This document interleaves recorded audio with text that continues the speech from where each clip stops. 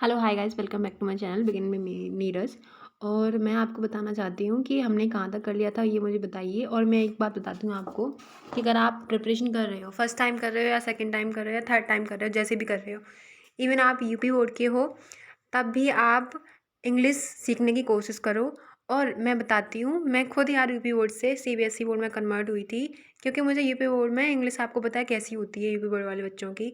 मैंने फिर भी पढ़ा अच्छे से, ध्यान दिया वर्ड्स पे कि वर्ड्स कह क्या रहे हैं, तो उसके बाद में मुझे इंग्लिश प्रॉपर्ली आई थी। ठीक है, तो जब मैं कर सकती हूँ तो आप भी कर सकते हो। तो प्लीज़ ये मत सोचना कि हम यूपी बोर्ड से हैं और हम इंग्लिश में पढ़ रहे हैं, कैसे पढ़ सकेंगे, कैसे नीट का एग्ज़ाम क्रैक कर पाएंगे। ये कुछ नहीं है। ठीक है, आपको पता है हिंदी में भी आता है आपका पेपर, तो आप हिंदी में भी प्रिपरेशन कर सकते हो। अगर आप चाहते हो कि आगे चल के आप सब कुछ इंग्लिश में पढ़ने वाले हो, बुक्स हैं सारी एमबीबीएस की पढ़ने वाले हो इंग्लिश में, और चाहे आप नर्सिंग के बच्चे हो, कोई भी बच्चे हो, चाहे आप नर्सिंग के बच्चे हो, आप नर्सिंग के बच्चे होने की वजह से भी आपकी सारी जो मेडिसिन्स होंगी वो सब आप इंग्लिश में ही पढ़ेंगे। ठीक है, हिंदी में कुछ नहीं पढ़ने वाले हो। ओके, और बाकी सारे इंजेक्शंस होंगे, कौन से इंजेक्शंस होते हैं, कौन सी बीमारी में कौन सा इंजेक्शन दिया जाता है, तो ये सारी चीज़ें ना आप सब इंग्लिश में पढ़ने वाले हो, हिंदी में नहीं पढ़ोगे। तो अभी से अगर आप आदत डाल लोगे इंग्लिश की, तो आपके लिए वेल एंड गुड होगा। ओके, तो देखो, मैंने चाहती हूँ कि आपकी 2023 की जो तैयारी है वो अच्छी हो। मैं बायो पढ़ा रही हूँ अभी, तो बायो में जो फर्स्ट चैप्टर है रिप्रोडक्शन इन ऑर्गेनिज्म, क्लास 12 की बायोलॉजी है, ये पढ़ा रही हूँ मैं आपको। तो मैं पढ़ा रही हूँ, आपको पता है कि आप नीट के प्रिपरेशन भी कर सकते हो, और बीएससी नर्सिंग की ऑब्वियसली आपकी बात हो जाएगी कि आप कहीं किसी भी एग्ज़ाम में, एम्स के एग्ज़ाम में, या फिर आप जो अपना स्टेट का एग्ज़ाम होता है उसमें भी ये पेपर क्या सॉल्व कर सकते हो। ठीक है, तो हम पढ़ते हैं। कल का हमारा जो था लेक्चर था 4, तो उसमें हमने पढ़ चुका था इतना। तो आप इसका क्वेश्चन का आंसर आपने बताया नहीं, मैं बता देती हूँ कि आपकी रिप्रोडक्टिव मैच्योरिटी बहुत सारी होती हैं, आपको पता है। जुबलाइन फेज़ होता है, और कौन सा दूसरा फेज़ कौन सा था बताना मुझे ज़रा। ठीक है, दूसरा फेज़ होता है हमारा रिप्रोडक्टिव फेज़, और तीसरा होता है हमारा सेनेसेंस फेज़। ये 3 फेज़ आते हैं हमारी लाइफ में। ठीक है, अब देखो आगे देखते हैं। Among animals for example birds, do they lag eggs all through the years. अब जो हमारी एनसीईआरटी है वो क्वेश्चन पूछ रही है यार। एनसीईआरटी पता है क्वेश्चन भी पूछती है और साथ में आंसर भी करती है उसका। ठीक है, तो ये क्या है, क्या जो बर्ड्स हैं एग्जाम्पल जो एग देती रहती हैं वो पूरी ईयर देती रहती हैं, और इज़ इट सीजनल फिनोमिना, या फिर ये सीजनल है, मतलब कि सीजन पे ही देती हैं। What about other animals like frogs and lizards. अब आप जो अदर एनिमल्स हैं, लिजार्ड्स और फ्रॉग्स के बारे में क्या सोचते हैं, ये बताइए। You will notice that birds living in nature lay eggs only seasonally. अब देखो उन्होंने क्वेश्चन किया तो उन्होंने आंसर भी दे दिया कि हमारी जो बर्ड्स होती हैं वो सीजनली एग्स को ले करती हैं। Okay, however birds is captivity captivity as in poultry farms. जब पोल्ट्री फार्म्स में क्या होता है बेटा, उल्टा हो जाता है कि वो एक साल में, हर साल मतलब साल में कोई सीजनली वो अपने एग नहीं देती हैं, जो हमारे हैन वगैरह होते हैं ना वो, तो वो हर समय ही एग देती रहती हैं, लेइंग एग करती रहती हैं। Can be made to lay eggs throughout the year. ठीक है, वो क्या है, पूरी ईयर एग देती रहती हैं। In this case laying egg is not related to reproduction but is a commercial exploitation for human welfare. अब वो क्या है, देखो नेचुरली मेथड से तो वो सब कुछ हो नहीं रहा है, रिप्रोडक्शन में तो नहीं आ रहा, लेकिन वो कमर्शियली एक्सप्लोटेशन के लिए आ रहा है। जैसे कमर्शियली मतलब बोल सकते हैं आप, खाने पीने के मामले से वो एग आ रही हैं फॉर ह्यूमन वेलफेयर, मतलब हम लोगों के लिए ही। ठीक है, the females of placental mammals, जिनके जो फीमेल होती हैं वो प्लासेंटल मैमल्स होते हैं, exhibit cyclical changes in the activities of ovary and accessory ducts as well as hormones during the reproductive phase. जो हमारे मेमली ग्लैंड्स होती हैं, प्लासेंटल मैमल्स होते हैं, जैसे हम भी आ जाते हैं उसमें, गर्ल्स आ जाती हैं और मेल्स आ जाते हैं, बॉयज़ आ जाते हैं, सब कुछ मैमल्स ही हैं अपने लोग। और बाकी अपने पशु हो गए वो आ जाते हैं, बहुत सारी चीज़ें आ जाती हैं। तो उनमें क्या है, एक साइक्लिकल चेंज आता है। और ओवरीज में आता है, एसेसरी डक्ट होती हैं उनकी। ओवरीज कौन सी होती है, फीमेल की कितनी ओवरीज होती हैं, देखिए फीमेल की ओवरीज होती हैं हमारी 1 पेयर, 1 पेयर ऑफ ओवरी। ठीक है, इन ह्यूमन फीमेल।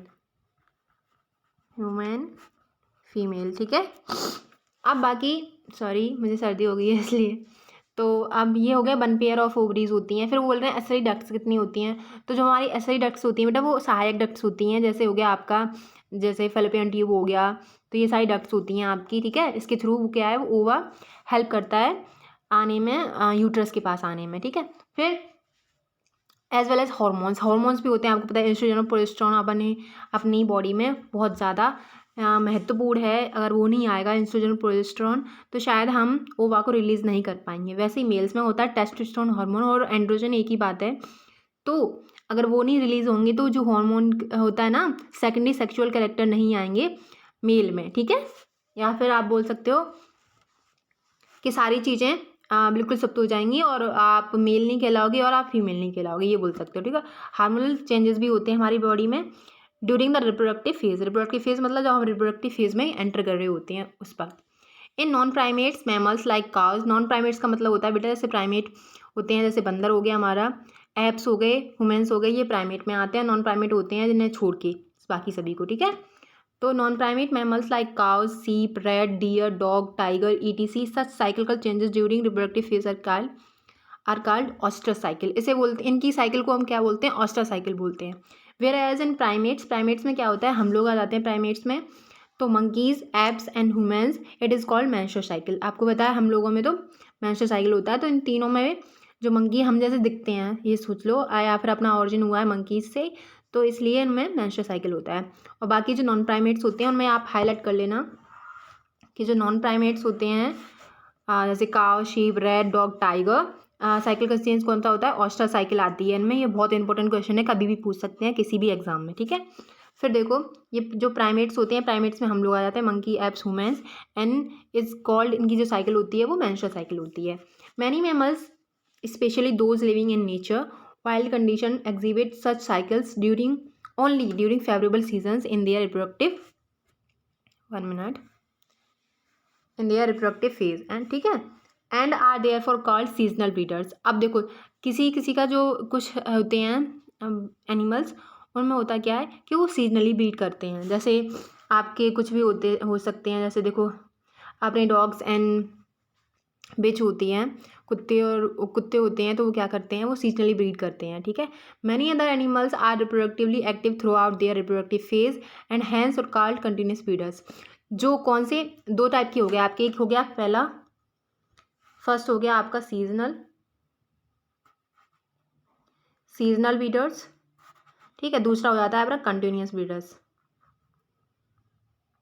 कंटिन्यूस में आपके मैमल्स आ जाएंगे, या फिर आप बोल सकते हैं हाँ मैमल्स आ जाएंगे, सारे मैमल्स आ जाते हैं हमारे कंटिन्यूस में। और कंटिन्यूस का मतलब होता है बेटा कि थ्रू आउट द ईयर वो रिप्रोडक्टिव फेज में ही रहते हैं, मतलब रिप्रोडक्शन कर सकते हैं थ्रू आउट द ईयर। लेकिन सीजनल वो होते हैं जो सीजन पे ही करेंगे रिप्रोडक्शन, ठीक है। उससे ना पहले करेंगे ना उससे बाद करेंगे, ठीक है। तो सीजनल पे ही करते हैं, तो उन्हें बोलते हैं हम सीजनल, मतलब मौसम के हिसाब से। और कंटिन्यूस होते हैं वो हर वक्त ही करते रहते हैं रिप्रोडक्टिव फेज, ठीक है, उनका हर वक्त ही चलता रहता है। तो उसमें ह्यूमन्स आ जाते हैं और मैमल्स आ जाते हैं, जैसे ऐप वगैरह हो गए, सब सीजनल उनका कंटिन्यूस ही होता है। और जो हमारे वो होते हैं सीजनल, कौन कौन होते हैं, सीजनल वो होते हैं जैसे अपना बिल्ली हो गया, कुत्ता हो गया, ये सीजनल होते हैं, ठीक है। तो मैंने आप तक एग्जाम्पल बता दिया है। तो आप क्या करें, इन्हें हाईलाइट कर लें। सीजनल ब्रीडर्स वो होते हैं जो मैंने पीछे आपको पढ़ाया था, just a minute. Seasonal breeder और एक होता है कंटिन्यूस ब्रीडर, ठीक है। Throughout their reproductive phase are hence called reproductively active रहते हैं। जैसे मैनी मैमल्स, देखो मैमल्स बोल रहे हैं वो, many mammals are reproductively active throughout their reproductive phase hence called continuous breeder. और जो आगे वाले थे वो आगे वाले देख लो आप क्या कह रहे हैं।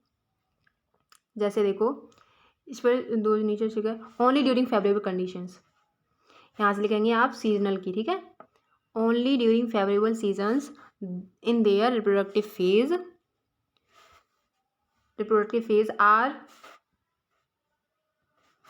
Phase and are therefore called seasonal breeders. तो आप उनकी जो डेफिनेशन है वो भी देख सकते हो और इन्हें ध्यान से पढ़ना है इसे, ठीक है।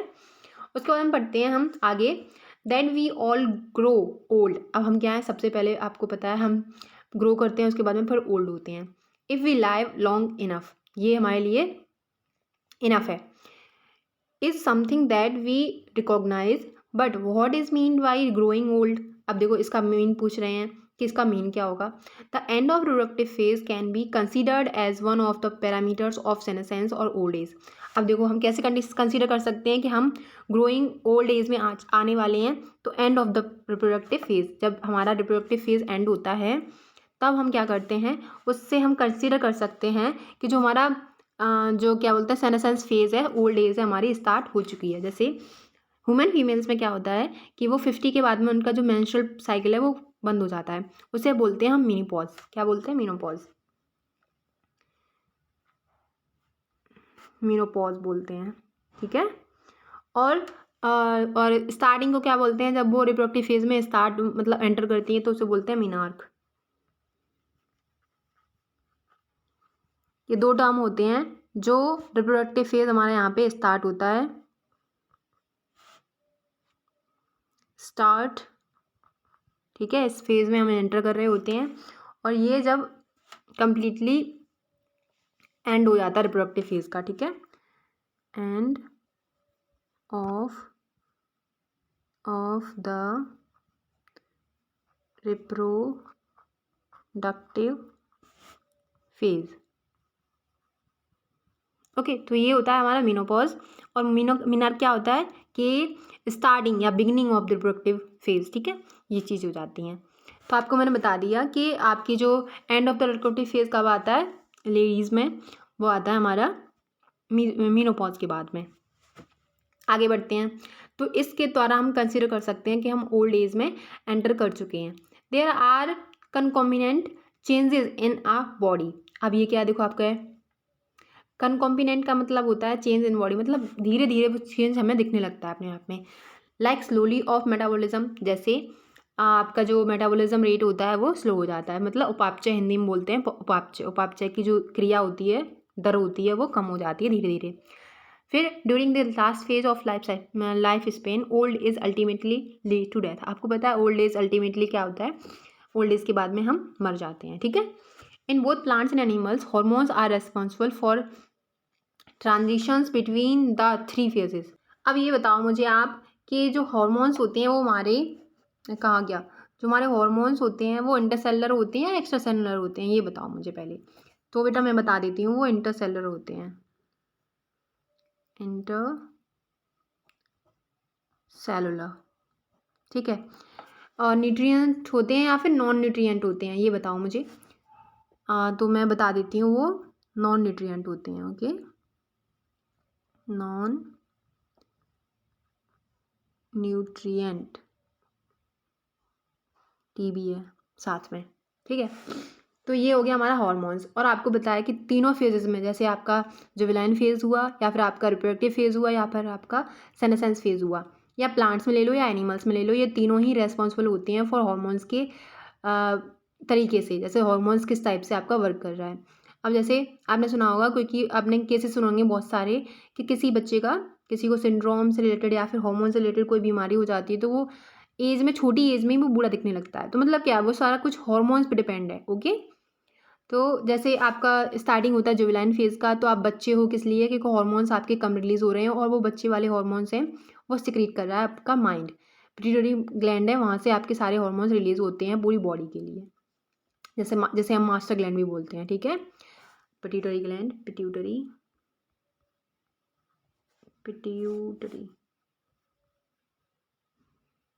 Gland,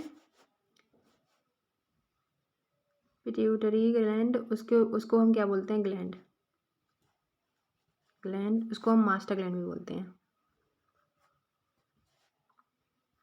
gland, just because of इसलिए क्योंकि वो सारी जो फंक्शन होते हैं हमारे बॉडी के, वही फंक्शन को फॉर्म कर रही होती है, ठीक है।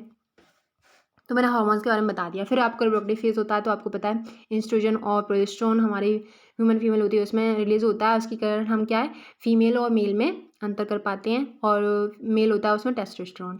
फिर ओल्ड एज में हमारे सारे जो हॉर्मोन्स हैं वो धीरे धीरे कम होते जाते हैं, उनका परसेंटेज कम होता जाता है धीरे धीरे, फिर हम ओल्ड एज में आ जाते हैं, एंटर कर जाते हैं। तीनों ही फेजेस में, चाहे एनिमल हो और चाहे प्लांट हो, हमारा उसमें हेल्प करता है।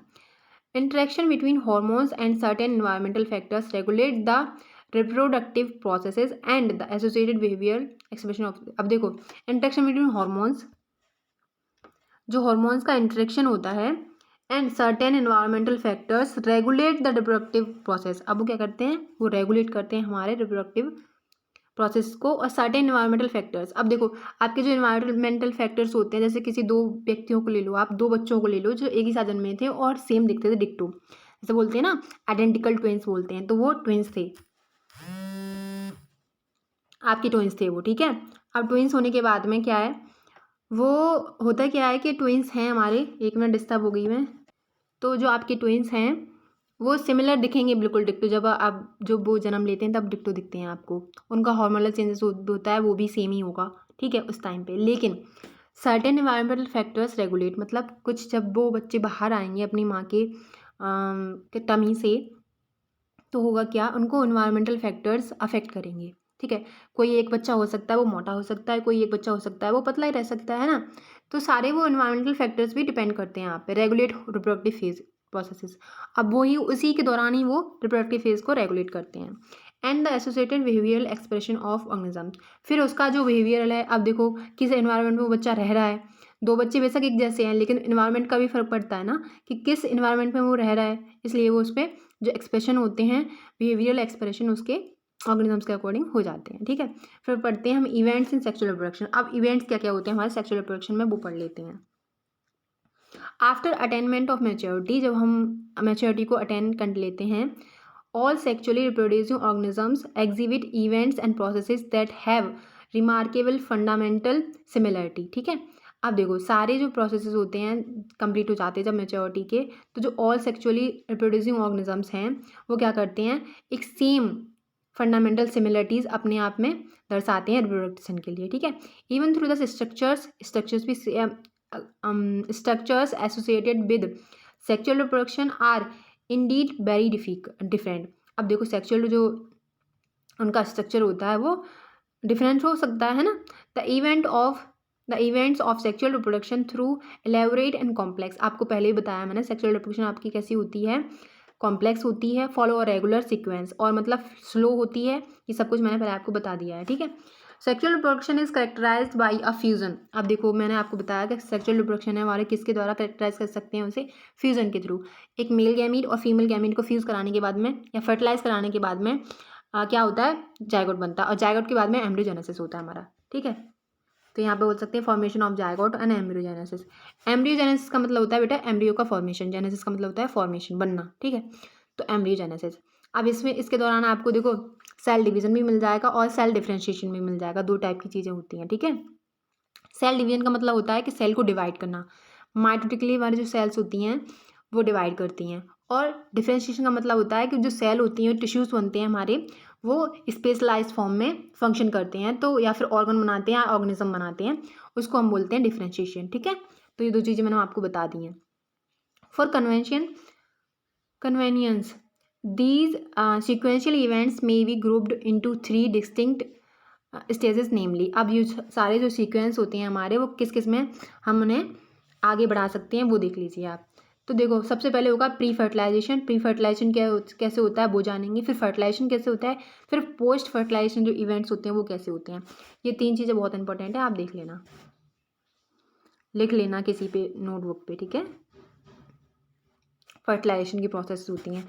तो प्री फर्टिलाइजेशन में क्या है आपको पता है, प्री फर्टिलाइजेशन में होगा क्या कि आपके जो गैमीट्स हैं वो किस टाइप से बन रहे हैं और किस किस ऑर्गेनिज्म में किस टाइप के गैमीट्स होते हैं, ठीक है। ये पढ़ेंगे हम प्री फर्टिलाइजेशन इवेंट्स में। उसके बाद में फर्टिलाइजेशन तो आपको पता है कि वो गैमीट्स मिलते हैं, फ्यूज़ करते हैं और जायगोट बनाते हैं, फिर जायगोट के बाद में हमारे एम्ब्रियोजेनेसिस होता है। और पोस्ट फर्टिलाइजेशन इवेंट वो होते हैं, पोस्ट फर्टिलाइजेशन इवेंट हैं कि जैसे आपका जो ऑर्गेनिज्म है वो जैसे प्लांट में ले लो आप, तो ओव्यूल सीड को बनाता है और ओवरी फ्रूट को बनाती है, तो ये सारे पोस्ट फर्टिलाइजेशन इवेंट्स हमारे आ जाते हैं। जैसे हम हैं जायगोट और एम्ब्रियोजेनेसिस होगा, हमें जायगोट बनेगा, फिर एम्ब्रियोजेनेसिस बनेगा, उसके बाद में एक ऑर्गेनिज्म बनेगा, उसमें ओविपेरस बीवीपेरस हो सकते हैं। कि ओविपेरस क्या होते हैं, बीवीपेरस क्या होते हैं, मैं बाद में आपको बता दूंगी सब कुछ, ठीक है। अभी हम प्री फर्टिलाइजेशन स्टार्ट करें या ना करें, चलो हम आज के लिए इतना ही रखते हैं, बाकी हम बाद में देखते हैं, दूसरा लेक्चर डाल सकती हूँ मैं शायद इस पर आज ही, तो आप देख लेना। Thank you so much for watching, bye, take care, और ध्यान से पढ़ो, ठीक है।